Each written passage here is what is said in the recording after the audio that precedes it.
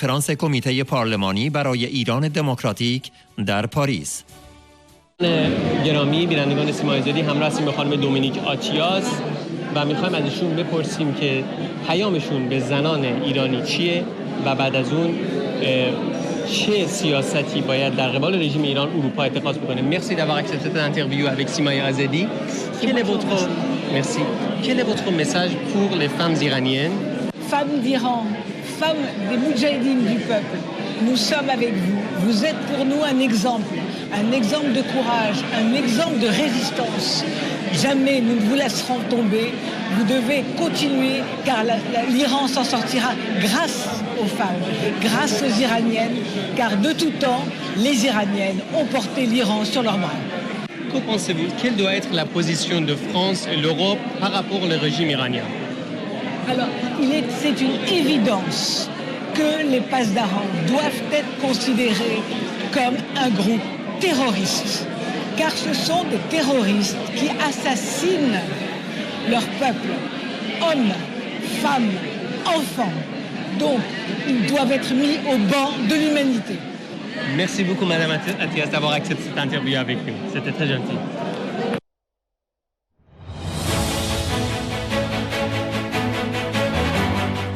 مصاحبه سیمای آزادی با فرناند کارتایزر، نماینده پارلمان اروپا از لوکزامبورگ. سلام شما بینندگان عزیز سیمای آزادی. مصاحبه ای داریم در مقر پارلمان اروپا در بروکسل با آقای فرناند کارتایزر، نماینده پارلمان اروپا از لوکزامبورگ هستند. ایشون در رابطه با وضعیت ایران و موضوعات مختلف مرتبط با مبارزه مردم ایران می‌خوایم از ایشون سوال کنیم. Bonjour monsieur Kartayzer. Tout d'abord sur la situation des droits de l'homme en Iran, vous avez certainement entendu le nombre élevé des exécutions dans les dernières semaines, derniers mois. Qu'est-ce que vous pensez et qu'est-ce que l'on peut faire au niveau européen, au Parlement européen et aussi au niveau de l'Union européenne? Mais je crois que d'abord c'est un choc pour tous ceux qui s'intéressent à l'Iran de voir qu'il y a déjà eu des centaines d'exécutions cette année-ci. C'est un crime contre l'humanité. La peine de mort est quelque chose que nous devons abolir, je crois, partout dans le monde. C'est un acquis civilisationnel, je dirais, depuis quand même des décennies que de plus en plus de pays se démarquent de la peine de mort, l'abolissent. Et je crois qu'il est vraiment temps que l'Iran suive ce mouvement. Pas de peine de mort ni de torture. Et je voudrais aussi que vous parliez directement à nos téléspectateurs, aux Iraniens qui vont regarder l'interview en Iran. Quel est votre message pour le peuple iranien? Mais d'abord, je voudrais leur dire que le monde s'intéresse à l'Iran et aux Iraniens. Donc c'est une solidarité internationale. Ils ne sont jamais seuls, même dans des heures où ils se croient seuls, abandonnés et confrontés à leurs difficultés. Il y a un énorme intérêt international pour le sort du peuple iranien. Je les appelle, je les encourage à ne pas perdre l'espoir. Je les remercie pour leur résistance, leur courage, particulièrement aussi les nombreuses femmes qui se sont distinguées ces dernières années dans la lutte pour leurs droits. Je voudrais aussi leur dire que nous, en tant qu'Européens, nous continuons à nous engager, comme nous l'avons maintenant discuté, contre la peine de mort en Iran, contre la torture. Il faut que l'Iran puisse revenir pleinement dans la communauté des États démocratiques avec tous les droits de l'homme respectés. Et nous nous réjouissons de vous revoir prochainement, nous l'espérons, revenir dans cette famille des nations démocratiques. Merci beaucoup pour cette interview, monsieur Kat. Merci.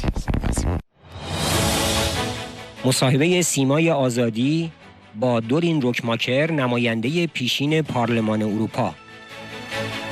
Hello, Mrs. Rockmaker. Welcome to this interview. Thank you for your time.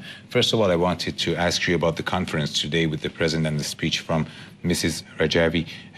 How was the conference and what impact could such conferences have on the situation? It was a great conference, and I cannot underestimate the importance of such a conference, because for the people in Europe, it's very important that they get to know Mariam Rajavi. Of course, I already know her, and the people who are here already know her, and we know how courageous she is and how important she is for the opposition. But it's good because everybody should know. And it's also important that we get the attention to all the brave women that are in prison in Iran. So it's very important, and it's very important that all the parties from left to right are represented here, and this was the case today.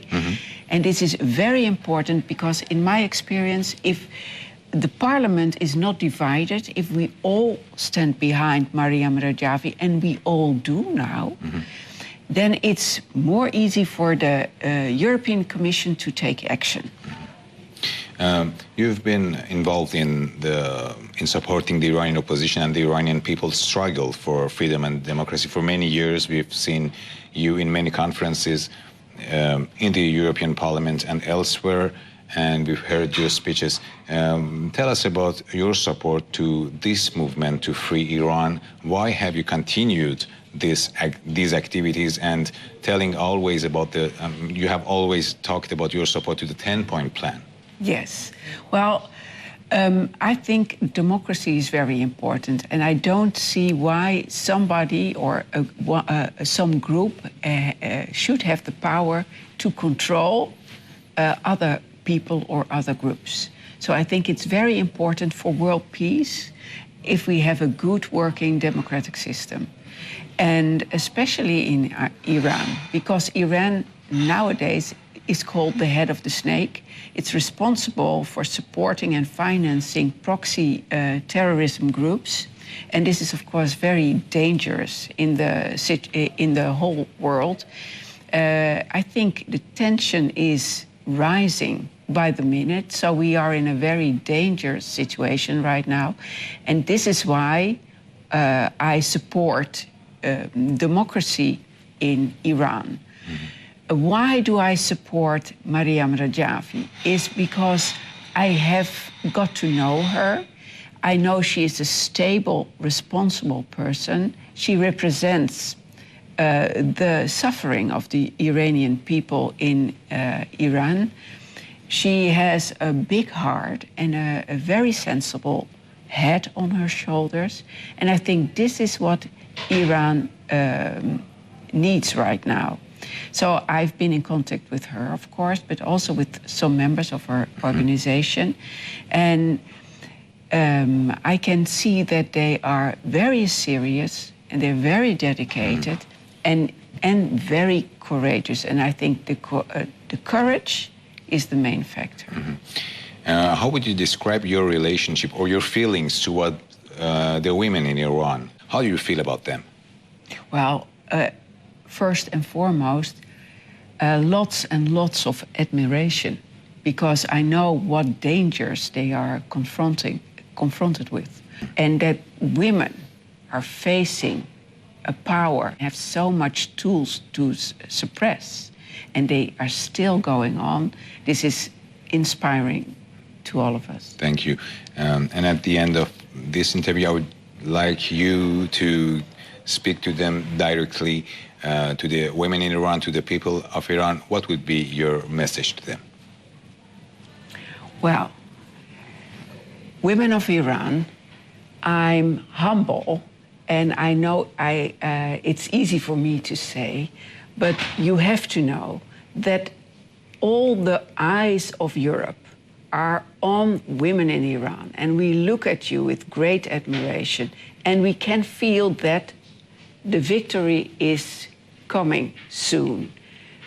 Things are changing in the world, and you will be the ones who can celebrate victory. I hope it will be next year, and I promise you, as soon as victory is there, I will step on a plane and enjoy the feast with you in Tehran. So please keep steadfast and be courageous, and we will support you in any way we can.